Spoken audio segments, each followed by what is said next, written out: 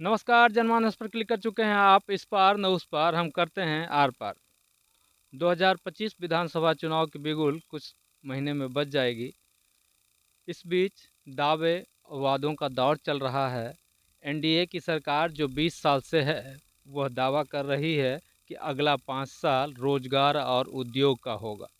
उद्योग के लिए इंफ्रास्ट्रक्चर इस बार तैयार किया गया इन 5 सालों में, और अगले 5 सालों में उद्योग लग जाएंगे। इस तरह के दावे किए जा रहे हैं। इस वक्त हम हैं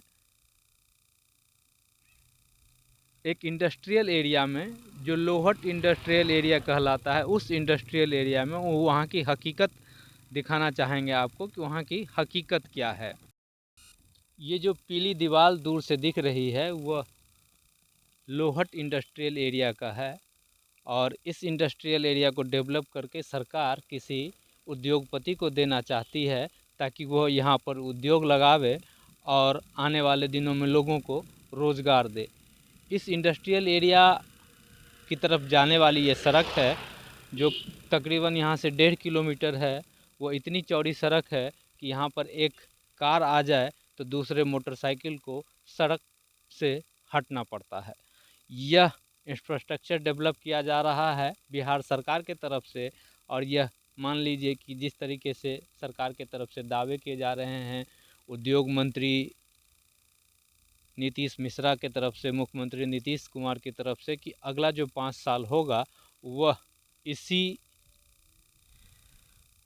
को ध्यान में रखकर होगा, रोजगार को ध्यान में रखकर होगा, और लोगों को का पलायन रोका जाएगा। और इसके लिए इंफ्रास्ट्रक्चर तैयार किया गया है। यह इतनी चौड़ी सड़क है, इंडस्ट्रियल एरिया की तरफ जाती है। यह लोहट से पश्चिम वाली सड़क है, जो इंडस्ट्रियल एरिया बटलोहिया से लेकर लोहट को जोड़ती है। यह तकरीबन 7 फीट की सड़क है। 7 फीट भी बहुत मुश्किल से है। यहाँ पर अगर एक कार इस तरफ से गुजरे तो दूसरे तरफ से आने वाले मोटरसाइकिल को सड़क छोड़ना पड़ता है, रुकना पड़ता है, या फिर सड़क के नीचे से जाना पड़ता है। ऐसी स्थिति में अगर बरसात का समय हो तो आप देख सकते हैं कि सड़क छोड़ना दूसरे वाहन के लिए कितना मुश्किल हो जाता है।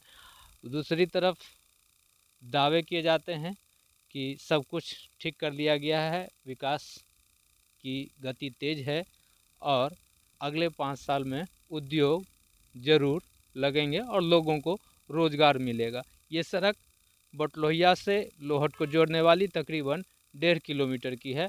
आप देख सकते हैं सामने की तरफ से एक कार आ रही है, और वो जब कार आती है तो सड़क कितना लेती है। अब इसके बाद दूसरे रास्ते की तरफ चलेंगे, जो लोहट को जोड़ती है। अब हम पहुँचे हैं लोहट इंडस्ट्रियल एरिया के पूर्वी तरफ।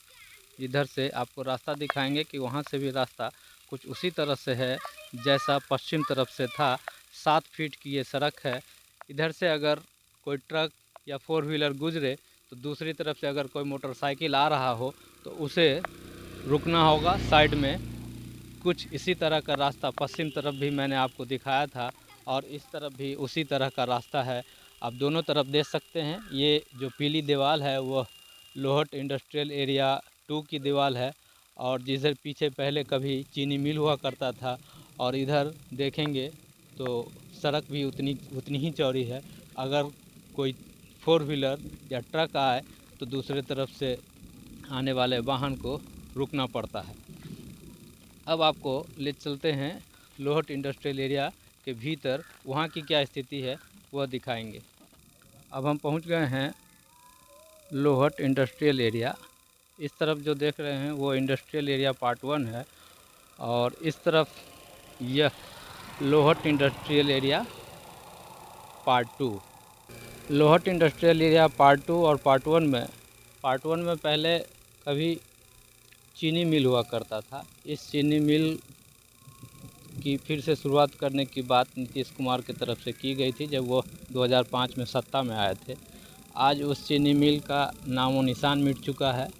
एक पीली दीवार है जो ज़मीन घेर कर बनाया गया है, और उसे किसी नए उद्योगपति को दिया जाएगा, जिसमें उद्योग का स्थापना हो सकता है कि एथेनॉल को लेकर बातचीत चल रही है कि यहाँ पर एथेनॉल का प्रोडक्शन होगा। यह दोनों इंडस्ट्रियल एरिया है, लेकिन कुछ साल पहले तक यहाँ पर करीब 20-25 साल पहले तक यहाँ पर चीनी मिल हुआ करता था, जो इसका अब तक नामो निशान अब मिट चुका है। यहाँ अब कोई चीनी मिल नहीं है, अब नए उद्योग का इंतजार में है। और यहाँ इसके उलट अभी तक जो आपको दिखाया था 2 जगह कि यहाँ तक पहुँचने के लिए जो रास्ता है वह बहुत संकीर्ण है, लेकिन इस 1 किलोमीटर के दायरे में सड़क चौड़ी की गई है, क्योंकि कोई भी उद्योगपति आएंगे तो सबसे पहले यहाँ आकर ज़मीन का मुआयना करेंगे, उसके बाद फैसला करेंगे कि क्या करना है।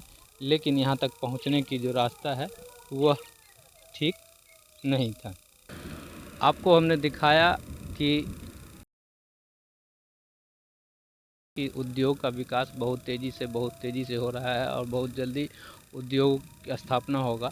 लेकिन यहाँ पर यह स्थिति कई सालों से है। जो चीनी मिल था वह बंद हो चुका है, नए उद्योगों के इंतजार में लोग अभी भी बैठे हैं और कब होगा इसका पता नहीं। सरकार की तरफ से दावा किया जा रहा है कि 5 साल अगर और समय मिलेगा तो उद्योग की स्थापना होगी और फिर यहाँ पर लोगों को रोज़गार मिलेंगे। नमस्कार। अगर अभी तक आपने जनमानस यूट्यूब चैनल को सब्सक्राइब नहीं किया तो सब्सक्राइब कर लें, लाइक शेयर और कमेंट भी ज़रूर करें। अगर आप चाहते हैं कि बिहार समेत देश की तमाम छोटी बड़ी खबरों को पढ़ें तो आप जनमानस.co.in पर भी क्लिक कर सकते हैं। नमस्कार।